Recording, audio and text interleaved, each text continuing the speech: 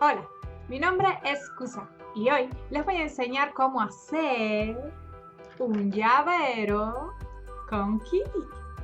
Quédate conmigo y te lo explico de una manera fácil y rápida.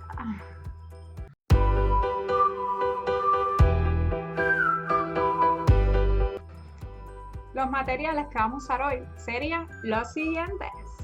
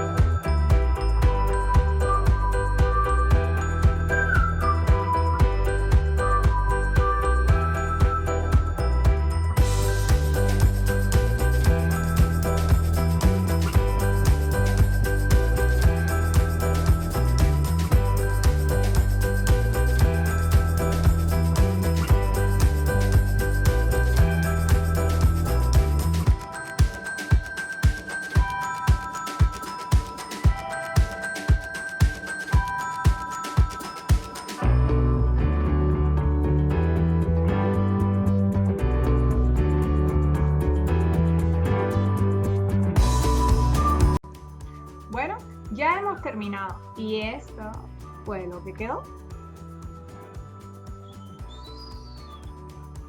Lo podemos coger como llavero o también podemos ponerlo como un adorno en nuestra mochila o nuestra cartera. ¿Ya está? ¿Miren qué lindo queda?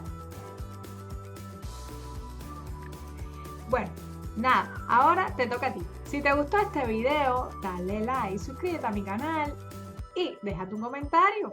Por favor, quiero saber qué más ideas me puedes dar para hacer otro video. Chao, chao.